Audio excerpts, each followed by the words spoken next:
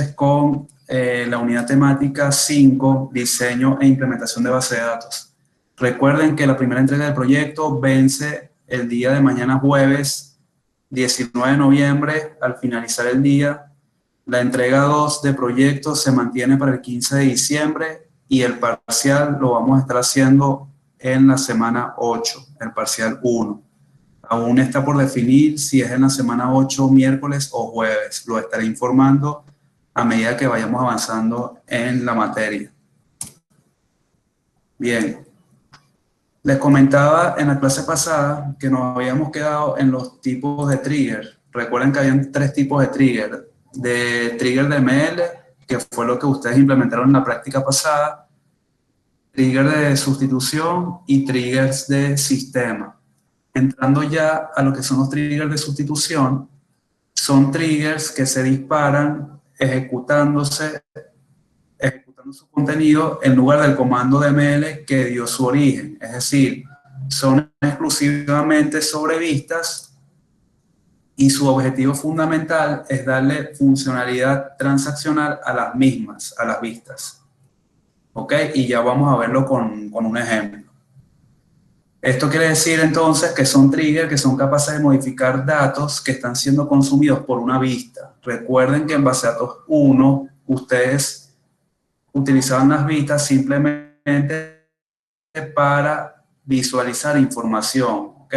Para darle una, ¿cómo se dice? Una vista controlada según unos roles y privilegios que ustedes podían estar definiendo.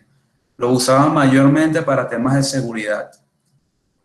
Para el caso de los triggers de sustitución, vamos a ver que en la sintaxis hay que usar la cláusula instead of antes de decir la operación que queremos hacer en el trigger, es decir, instead of insert, instead of update o instead of delete. Bien. Vamos a ver entonces el ejemplo. Aquí tenemos un ejemplo en donde está un select, que sería la vista. Aquí estoy creando la vista, create or replace, view, pasajeros boletos. Y la vista simplemente contiene un select de lo que yo quiero mostrar cuando alguien llame a la misma. Tengo el select de nombre, apellido, fecha de emisión, monto total de la tabla pasajeros y boletos, haciendo match entre el ID de pasajero con el boleto que compró ese pasajero. ¿Ok? Ahora, esta es la vista. Yo con esta vista, desde base de datos 1 hasta ahora, ustedes solamente podían consultar la información. ¿Cómo hacemos si queremos poder tener la posibilidad de insertar o actualizar a través de la vista? Bueno, utilizamos lo que es un trigger de sustitución. ¿Cómo se utiliza? Colocamos aquí la declaración del trigger, create or replace trigger, boletos nuevos, ¿ok? Y decimos que va a ser instead of, es decir, un trigger de sustitución sobre la operación de ML, insert, en la tabla, en este caso ya no es la tabla, sino en la vista, pasajeros, boletos. ¿Ok? Aquí estoy definiendo una variable ID pasajero de tipo ID de la tabla pasajero. ¿Ok? Luego, en mi cuerpo de begin y end, guardo en la variable ID, perdón, en la variable ID pasajero, guardo el ID del pasajero cuyo apellido sea el que yo estoy tratando de insertar. ¿Ok? Entonces, en esa variable ID pasajero, tengo el pasajero que estoy tratando de insertar. Luego, simplemente, en la sentencia de abajo, hago un insert into, la tabla boletos, coloco el ID, la fecha de emisión, el monto y el pasajero ID que estoy tratando de insertar en, valga la redundancia, en ese insert. Igual aquí tiene la secuencia, la nueva fecha de emisión de boleto que estoy insertando, el nuevo monto y el ID de pasajero que estoy tratando de insertar. ¿Okay? Entonces, fíjense que aquí tenemos un trigger que me permite insertar datos a través de una vista. ¿Okay? Le estamos dando transaccionalidad a las vistas. Ya no es solamente de consulta, ahora también puedo modificar datos o insertar nuevos datos a través de una vista. ¿Ok? ¿Alguna duda hasta ahora?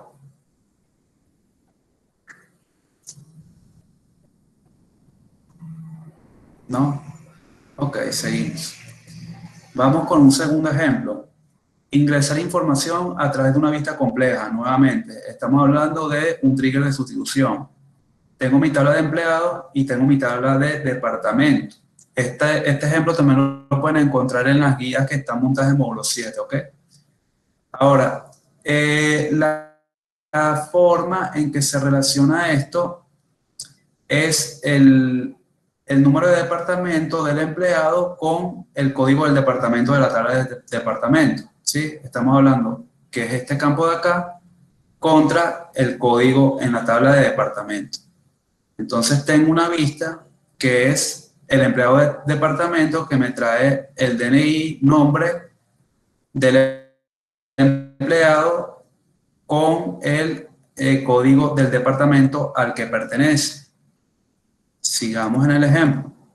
Voy a crear un trigger sobre la vista, en este caso, empleado de departamento, que es la que vimos anteriormente. Voy a crear un trigger que se llama insert empleado de departamento. Va a ser de tipo insert on la vista empleado de departamento. Y nuevamente, este ejemplo es similar al que presenté antes. Guardo el código del departamento en el atributo código de mi tabla departamento con ese mismo tipo de datos,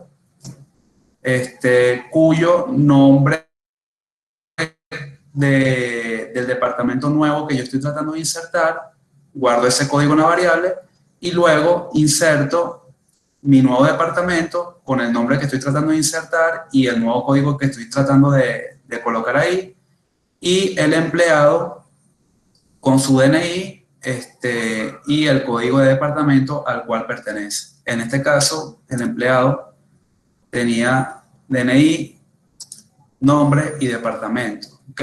Entonces estoy insertando acá el DNI, el nombre lo estoy dejando por ahora en null y estoy insertando el código de el departamento al cual pertenece el empleado. Ahora, ¿cómo se activa este trigger? Bueno, este trigger básicamente se va a activar cuando yo haga un insert into en mi vista. Estoy haciendo insert into empleado de departamento, le estoy pasando dos valores, digamos el DNI y el nombre del departamento. Entonces, fíjense que cuando yo hago esto, el trigger se activa y me va a insertar en la tabla de departamento y en la tabla empleado. Entonces, ¿qué estoy haciendo acá? Un insert a través de una vista. ¿Lo ven?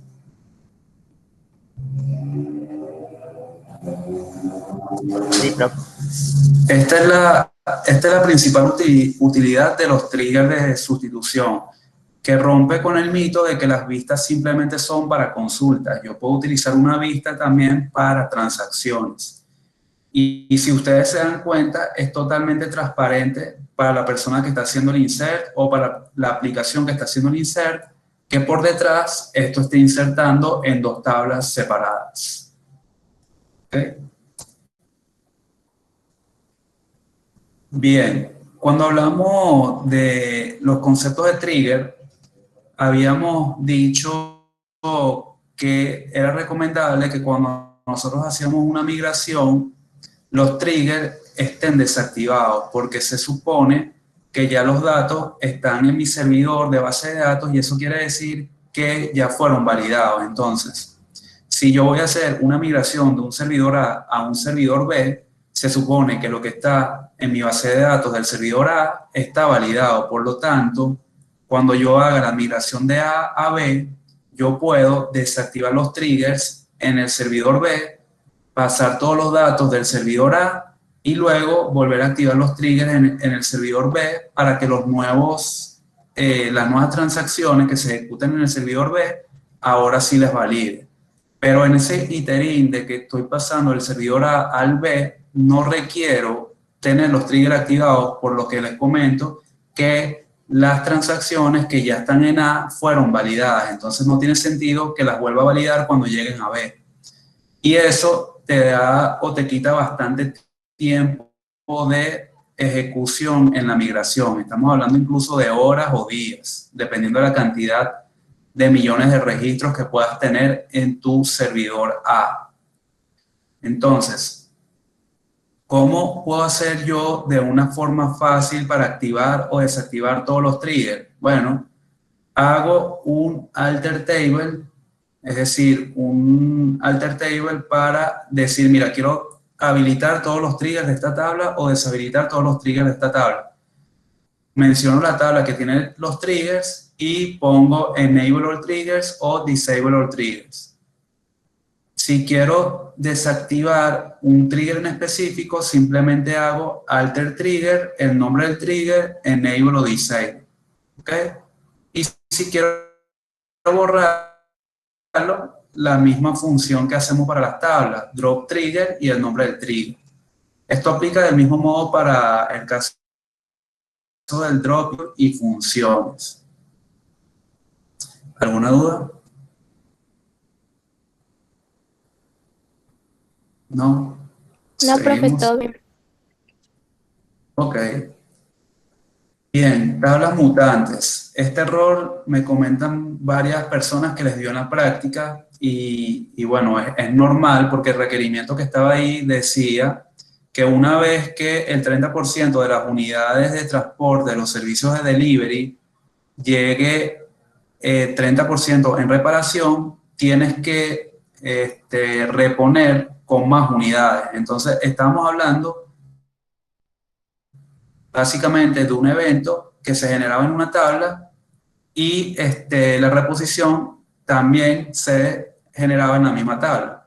Entonces, una tabla mutante es un error que se origina cuando un trigger DML realiza operaciones sobre la misma tabla que generó el evento. En este caso, el que generó el evento fue la tabla de transporte y en donde queríamos reponerlo era en la misma tabla de transporte. Eso te da un error de tabla mutante. ¿Y por qué te da ese error? Porque si tú haces un evento o un trigger sobre la tabla de transporte y luego vas a tratar de hacer un insert sobre la tabla de insert, si ustedes hacen un trigger de insert y hacen un insert dentro del trigger, eso no tiene fin, es algo recursivo, es decir, cada vez que se haga el insert se va a volver a activar el trigger, cada vez que se vuelva a activar el trigger va a volver a hacer el insert, cada vez que vuelva a hacer el insert se va a activar el trigger. Entonces, caes en un ciclo y ese ciclo es el que te genera el error de tabla mutante. ¿Ok? También eso puede ser ocasionado a través de un delete cascade. ¿Por qué? Porque tú puedes borrar un registro y resulta que el trigger que tiene el evento para el borrado, al tener un delete cascade, vuelve a activar el trigger y se vuelve a dar otra vez el borrado en cascada y se vuelve a activar el trigger porque el trigger está asociado al evento delete. Y cada vez que se está borrando en otra tabla también. ¿Sí lo ven, más o menos? Sí, profe. Ok, entonces vamos a ver acá un ejemplo que tenemos también en la guía. Tenemos un trigger sobre asignaturas antes de insertar o actualizar en la tabla asignatura. Es un trigger for each row y tiene dos variables. Entonces, estamos guardando el contador de las asignaturas cuyo DNI de profesor sea el que estás tratando de insertar, ¿sí? Entonces, acá guardamos digamos, la cantidad de asignaturas de este profesor. Más abajo tenemos un select que está guardando el nombre sobre la tabla profesores. Y este trigger que está acá es antes de insertar o actualizar, ¿ok? O sea, ¿qué pasa? Como es un trigger for each row, cuando yo esté colocando aquí el nuevo ID del profesor, digamos que él está activando el contador porque además no tiene el cursor. Entonces, por cada registro, él está activando esa variable y está entrando en un error de tabla mutante. Vamos a ver un momento acá. Bueno, aquí tenemos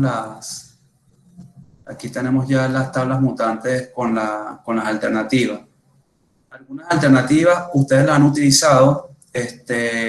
Por ejemplo, uno de los equipos, si no me equivoco, creó el trigger en lugar de for each row, for statement, y otro de los equipos lo creó a través de tablas temporales. Yo les comentaba en el foro que para evitar el error podían utilizar dos tablas aparte, es decir, una en donde estaban los transportes en reparación y otra en donde se ponía el inventario disponible, ¿no? Pero obviamente en un modelo relacional, esa opción que solucionaba la práctica a modo de que ustedes estuvieran más involucrados con cómo se implementan los triggers, no es lo ideal porque a nivel de modelo relacional no está normalizado, ¿ok? Entonces, nada, aquí tenemos tres alternativas en las tablas mutantes para su solución. Estas alternativas las pueden consultar en la guía, ¿ok? Tienen en la guía, tienen a detalle cuáles son o cómo se implementan estas alternativas. Si no me equivoco, de las tres, yo había colocado aquí dos. La primera era crear un paquete y en él variables temporales. Las variables temporales se van a ir llenando y van a haber dos triggers, uno que es for each row y uno for statement. Entonces, cuando el trigger for each row dispare un evento, se van a guardar en las variables temporales del paquete eso nuevo que yo estoy tratando de modificar o de insertar o de eliminar. Desde el paquete, con otro trigger for statement, se va a hacer un insert a la tabla, pero una única vez. Y eso va a evitar que se genere el ciclo, porque estás teniendo un trigger for statement que te lo va a insertar una única vez y no por registro.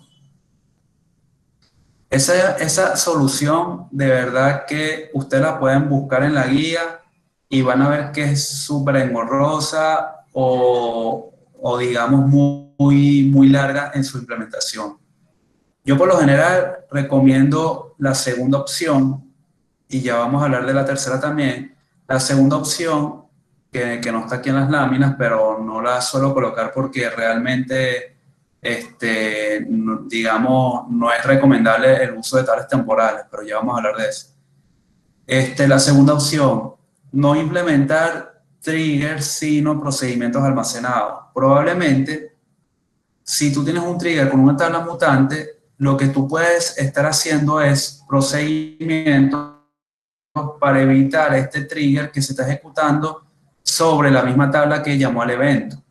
¿Qué pasa? El procedimiento vas a tener que llamarlo tú explícitamente, no se va a generar cuando se dispara el evento. Pero tú puedes hacer un trigger que cuando se active la transacción de ML llame al procedimiento y el procedimiento hará otra cosa que tú hayas programado ahí y de esta forma no hacer todo en el trigger sobre la misma tabla porque vas a desencadenar un ciclo recursivo en donde vas a tener el error de tabla mutante. La otra opción que les comentaba era a través del uso de las tablas temporales, es decir, ir colocando la información o la inserción de la información sobre la tabla temporal cuando esté el trigger activado y ya de esta forma, digamos que no estás haciendo transacciones sobre la misma tabla que generó el evento, pero bueno, el problema de esto es que luego tienes que sincronizar la tabla temporal con tu tabla maestra, que es la que tienes, digamos, como tabla final. Entonces, esa sincronización o ese traspaso de datos puede generar pérdidas de registro. Y por lo tanto, yo no la recomiendo. Yo recomiendo de esas tres opciones, que también la pueden ver en la guía, que está montada en módulo 7, yo recomendaría la segunda, que es la más sencilla y es la más práctica en cuanto a implementación y mantenimiento. ¿Sí? Sería implementar no triggers, sino procedimientos.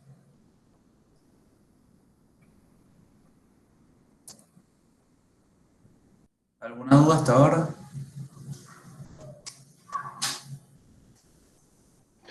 Profe, leyendo sobre el caso cuando hay que crear paquetes, vi que desde Oracle 10 hay una nueva forma para agrupar el each row y el statement, que es un compound trigger, que como que no tienes que crear el paquete aparte, sino agrupas las dos sentencias en un solo bloque y es menos engorroso que crear el paquete. Ok, bueno, si quieres entonces compartimos esa información con el resto de las personas y lo colocamos en el foro para que todos tengan la información.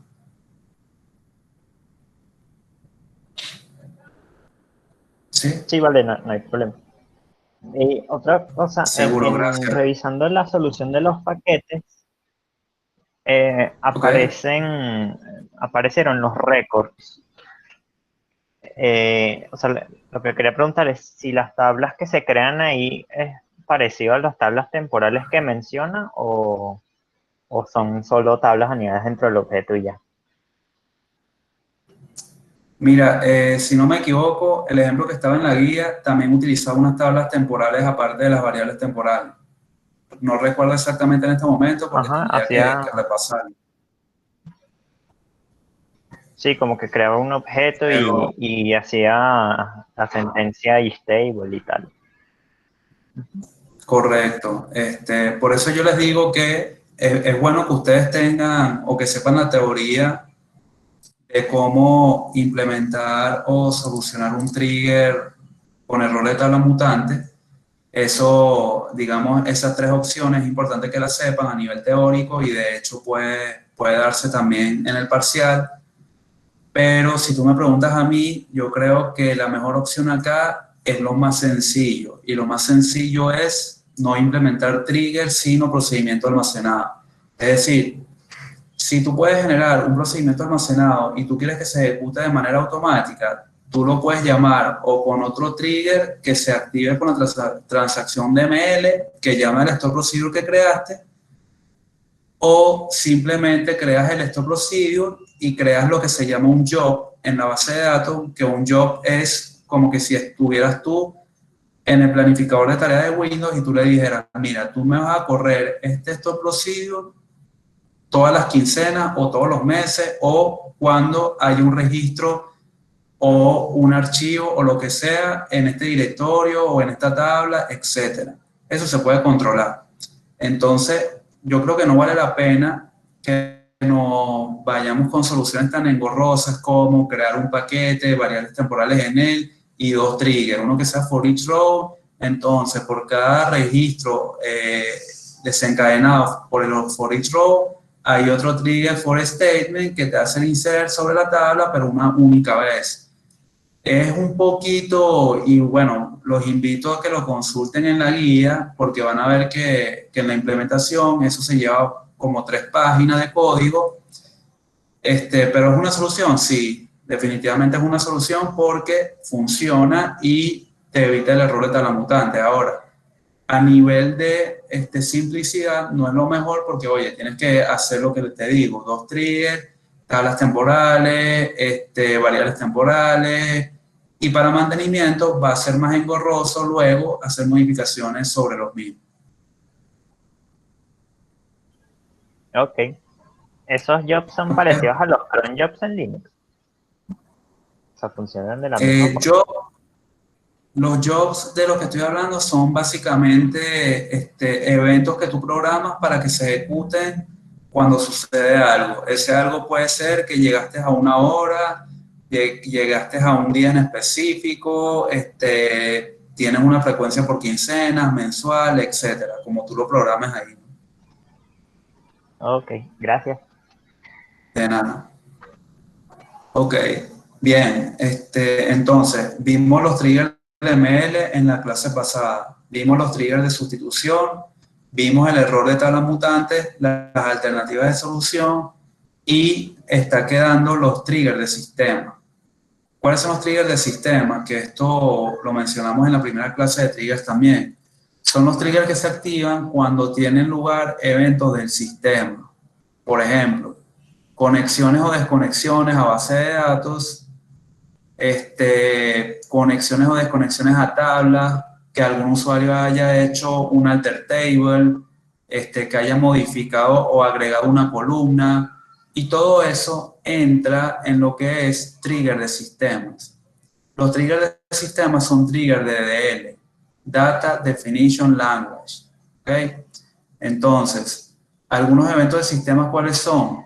Arranque y parada de base de datos, algunas transacciones de configuración en la base de datos, errores, login, desconexión, sentencias como create, alter, drop, etc. Es decir, yo puedo hacer incluso un trigger que cuando alguien haga un create de una tabla, se guarde en un log que ese usuario creó una tabla y lo creó en tal día, en tal hora, con estos campos, con estos tipos de datos, con todo, ¿ok? En el ejemplo acá podemos ver, tenemos un create o replace trigger de log de creaciones que se va a activar luego de crear un esquema de base de datos, ¿ok? ¿Y qué va a hacer? En el insert del log va a colocar el ID del usuario, el tipo de objeto que creó este usuario, el nombre del objeto, el dueño del objeto y la fecha de creación de ese esquema que el usuario creó. ¿Y cómo se lo vamos a pasar? Bueno, se lo vamos a pasar con las variables que te facilita Oracle. El usuario, el tipo de objeto, el nombre de objeto y el dueño del objeto, así como el día de creación. O sea, aquí fácilmente estamos viendo cómo nosotros podemos controlar a través de logs las creaciones, las modificaciones, los logins, las conexiones o desconexiones, o sea, todo lo que tiene que ver con la estructura de datos per se. Yo puedo controlar incluso cuando alguien haga un alter de una tabla para saber quién fue el último desarrollador, por ejemplo, que hizo una modificación sobre esa tabla luego de que se originó un error en producción. ¿Sí? ¿Lo ven? Eso es parecido a las migraciones cuando quieres volver a un estado anterior de una base de datos o algo así, ¿no? Esto básicamente, estamos hablando de un log de auditoría. Es básicamente para controlar.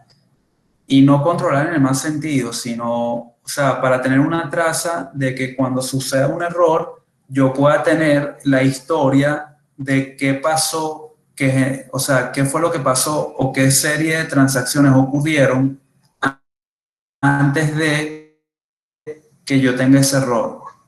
Es una forma también de tener seguridad sobre tu base de datos, porque además tú puedes controlar cosas como si hay un atacante que ingresó sobre tu base de datos y empezó a hacer este tipo de cosas, tú incluso puedes configurar que cuando ocurre este evento se envíe un correo electrónico automáticamente a el administrador del sistema. Entonces, ¿por qué? Porque tú estás previsualizando que ese evento que estás dando configurado es un evento atípico que no debería poder hacer todo el mundo, sino nada más los administradores de esa base de datos. Entonces, eso te da mayor control y seguridad sobre los datos que tú tienes alojados en tu base de datos. Ok, ¿Sí? gracias. De nada, siempre lo hago. Ok, algunas funciones en el cuerpo del disparador, en este caso de los triggers. Esto lo vamos a poder hacer en los triggers de ML, ¿ok? Por ejemplo, yo creo un trigger, ejemplo, antes de insertar o actualizar o eliminar sobre la tabla X. Vamos a llamar tabla persona. Yo puedo hacer un trigger que funcione para las tres transacciones de ML, insert, update o delete. Ahora bien, si yo quiero manejar el flujo de qué quiero hacer según la transacción que estoy haciendo, es decir, si estoy haciendo un insert, quiero hacer tal cosa. Si estoy haciendo un update sobre tal columna, quiero hacer esta lógica de programación. Si estoy haciendo un delete, quiero hacer otra lógica de programación. ¿Cómo yo controlo eso? Con estas variables que están aquí, que me permiten saber en qué transacción estoy. Si estoy en un delete, si estoy en un insert, si estoy en un update de tal columna o si estoy en un update de tal columna. Estas transacciones o estas palabras reservadas me permiten saber cuál fue el evento que llamó al trigger que funciona para las tres transacciones. Entonces, me permite tener en un solo bloque, en un solo trigger, todo el código para las tres transacciones y dependiendo de cuál transacción active el trigger, él se va a ejecutar en su condicional establecido. ¿Ok? Dentro de este condicional, yo puedo poner que llame, por ejemplo, a un store procedure o que llame a una función.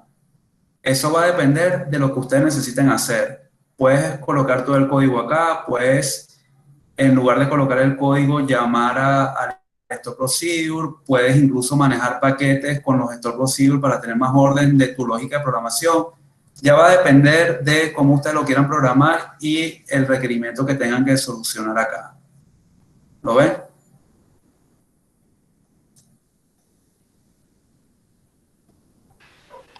Sí, Profe, pero eso se aplica así también como los triggers que vimos la semana pasada, que era como for row o for statement.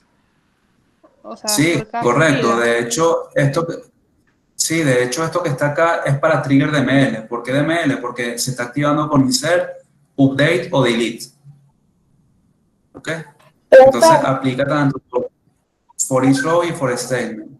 Sí, cuéntame. uno podría llamar un store procedure de un trigger.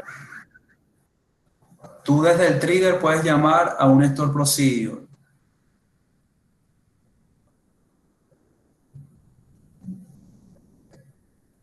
¿Sí? Así se puede. O sea, desde el store procedure no es que llames al trigger. Tú puedes llamar desde el trigger al store procedure con el ejemplo que di acá. Ahora, si la pregunta es si desde el store procedure puedo llamar al trigger, realmente el trigger no lo tienes que llamar. O sea, si tu store procedure genera un evento insert, update o delete sobre una tabla y esa tabla tiene configurado un trigger, automáticamente cuando el store procedure termine de hacer las transacciones, se tiene que activar el trigger porque el trigger está asociado a esos eventos sobre esa tabla que modificó el store procedure. ¿Lo Ok. ves? Sí. Ok, perfecto. ¿Alguna duda de todo lo que hemos visto hasta ahora? Creo que esto, de hecho, es lo último que teníamos en la agenda de hoy.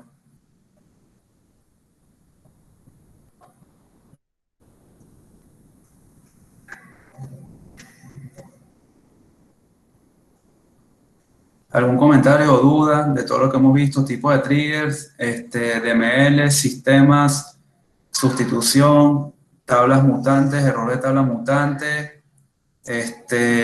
y esto que vimos de inserting, de deleting y updating.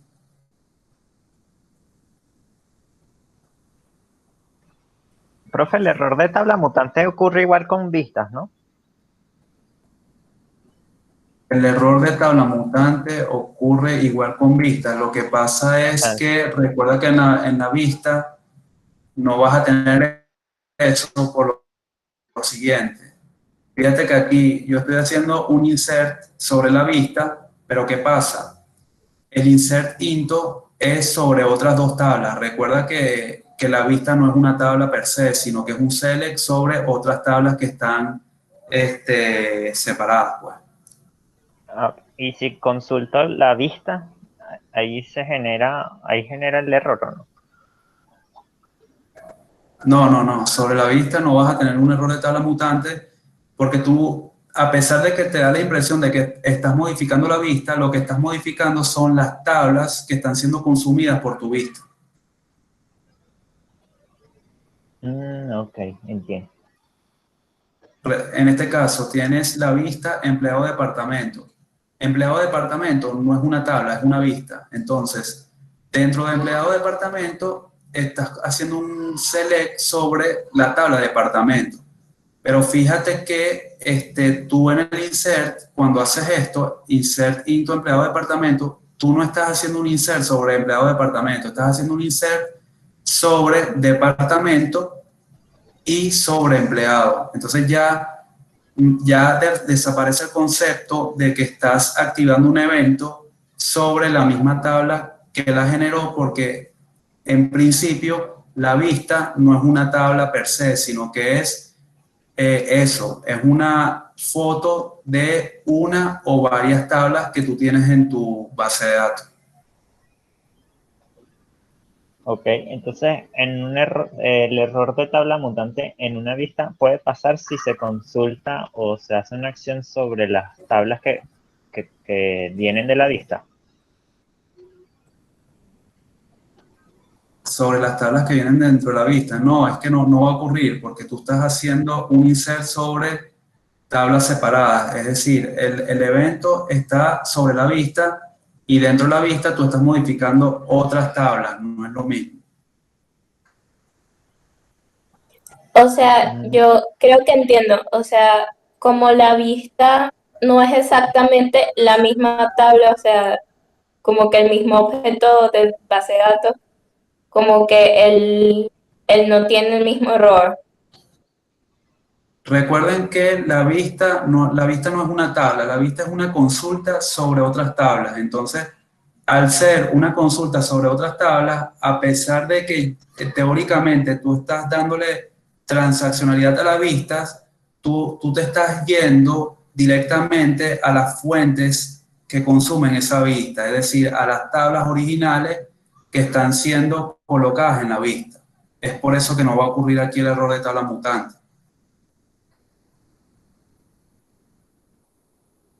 ¿Sí? Ok, gracias. De nada. Profe, ¿Sí? cuando se usa for statement no tenemos ese problema del error de la tabla mutante, pero tampoco se puede usar en esos casos las variables new y old, ¿no? Eso es nada más cuando es un trigger de una tabla for row. Correcto, porque al tú usar for statement, tú estarías corriendo todo el bloque de transacciones una sola vez, entonces no vas a poder acceder a todas las variables nuevas o viejas por registro. Ok. Gracias. De nada, siempre la hora. ¿Algún comentario o duda de todo lo que hemos hablado el día de hoy?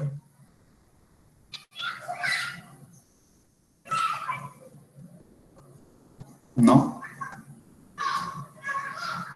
Todo se entendió, nos comenta José Ramírez. Ok, perfecto. Bien, recuerden, como siempre, insisto, aquí el mayor valor del conocimiento, más allá de estas clases teóricas cortas, síncronas, está lo que ustedes hacen después de estas píldoras de conocimiento. Es decir, es la práctica que los va a ayudar a entender todos estos conceptos y ponerlos a prueba.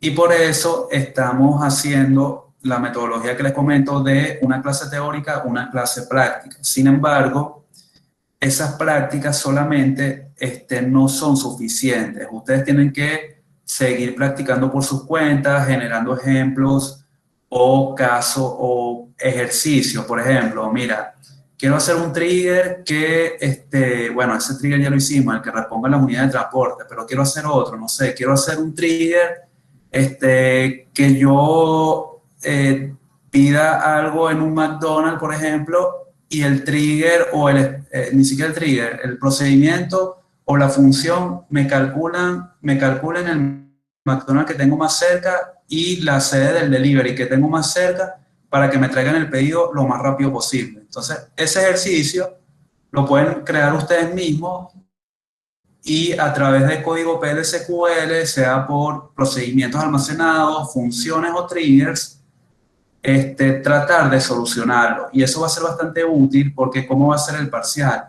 El parcial vamos a tener un modelo, es decir, el modelo lo van a crear ustedes mismos, tal cual como lo han hecho en Baseatos 1, van a tener un caso. En ese caso ustedes van a crear el ER, y a partir del ER, que cada uno de ustedes cree que va a ser diferente, ustedes van a hacer o se van a pedir unos requerimientos, como los que les comento. Mira, necesito que me busques al aliado comercial y al proveedor de servicio más cercano de mi ubicación actual y que me traigas un pedido de tal cosa.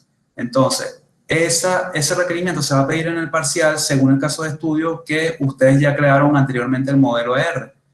Dependiendo del modelo R que ustedes creen, la implementación que van a hacer después de los triggers y los procedimientos o las funciones puede ser más sencilla o más difícil, según el modelo que ustedes hayan creado en su VR. Entonces, para poder hacer lo segundo, que es lo que atañe a esta materia, ustedes tienen que practicar, porque si no practican y simplemente se ponen a inventar ahí después el modelo de cómo lo van a hacer, van a estar perdidos, van a perder tiempo y probablemente ni siquiera lleguen a la solución del requerimiento que se está solicitando.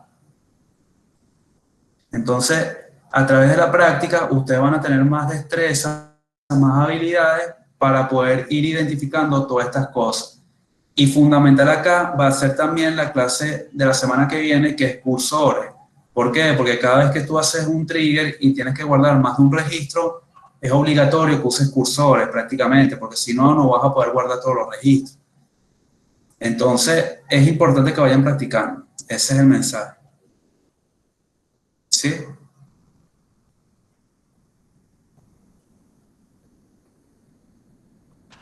Sí, profe. De acuerdo. Bueno, si no hay comentarios o dudas, muchas gracias por su tiempo. Que tengan una feliz tarde y estamos en contacto por el foro y las dudas que puedan tener a través de módulo 7. El día de mañana vamos a estar activando la práctica para hacer un trigger de sistema. Recuerden, la entrega del proyecto 1 vence el día jueves 19 de noviembre al finalizar el día. ¿Ok? Entonces, cuidado con eso, revisen la rúbrica para que puedan corroborar que tienen todo correcto y completo y entreguen la tarea por módulo 7. Y bueno, para cualquier duda de la práctica o cualquier otra duda, estamos igual por los foros de módulo 7. Muchas gracias por su tiempo y feliz tarde. Gracias, profesor. Gracias, profe. Hasta luego. Chao, profe.